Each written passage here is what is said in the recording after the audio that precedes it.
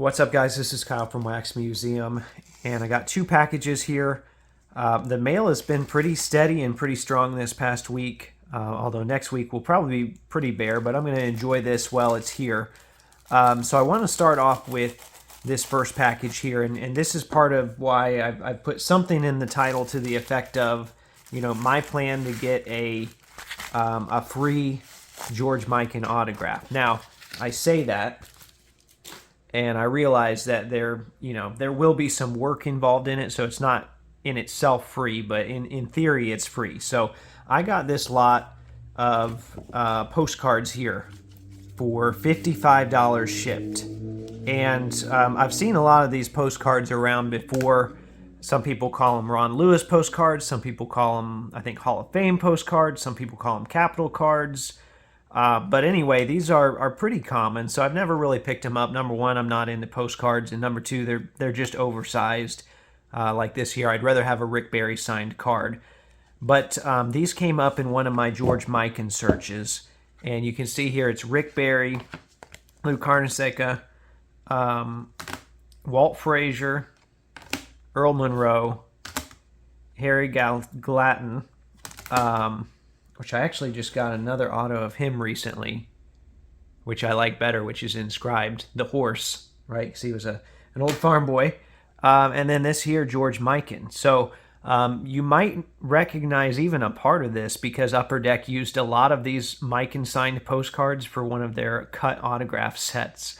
So you'll notice that, it would look like that, and you could see his chin in there. So you knew it was from this photo. But anyway, I picked up all 6 of these for $55 shipped, which is a little, like nine something a card or somewhere in that range. So my plan is to try and sell off the rest of these at a local card show.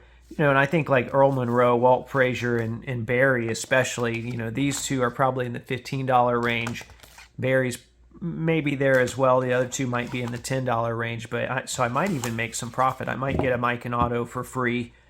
And get a little bit of money out of it. But who knows? And that could take a long time to sell these off. I'm in no hurry, but I thought that was a good deal, and I was pretty excited about that. So hopefully, if all goes according to plan, we're going to end up with a free George Mikan auto here. And I'm glad the top loaders came in that lot, too. I didn't know that was going to happen. Probably take Mikan out of this yellow one and put it in the nicer one. Anyway, that's my plan for that. Okay.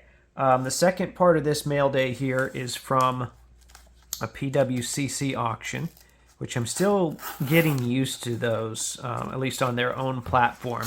This is only the second one I've ever purchased, but I felt like this ended a lot lower than it should have, which to me is a good sign because it says that, you can find some good deals on there if you're patient, or if you're looking in the right spot, or if you're not all looking for all the same crazy high-end stuff. I see that little sticker on the slab there. It's not in a sleeve, just a sticker right on the slab. Hopefully that comes off easy.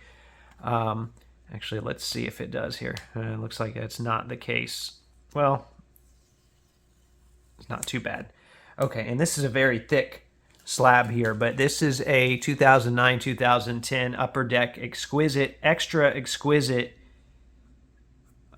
patch number to 15 of Nate Archibald.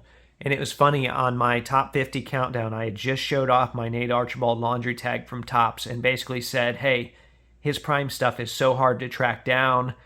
I mentioned that this Exquisite card existed, but that I would never really see copies on the current marketplace. I had saved some pictures previously, and then lo and behold, this one shows up not long after that. So, like I said, I feel like I got a pretty good deal for it. I don't know, maybe it was the grade. The grade didn't matter to me. I think it's still a great-looking card. And if you look at the back of this card, it mentions that this memorabilia is from an NBA game. It's game used, right?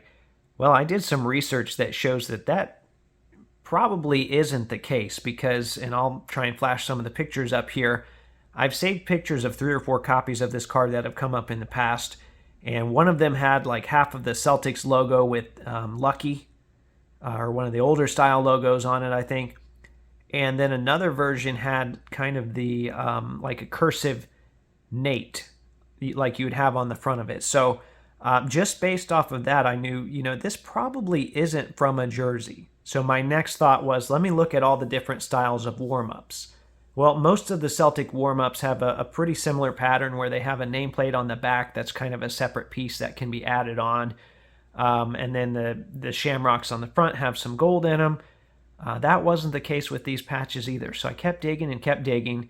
And I looked back at Nate's career, the years that he was there, which would have been from the late 70s into the early 80s. I think he was there 5 seasons. And I started looking up specifically, all right, 1978 warm-up, 1979 warm-up, and so on and so on.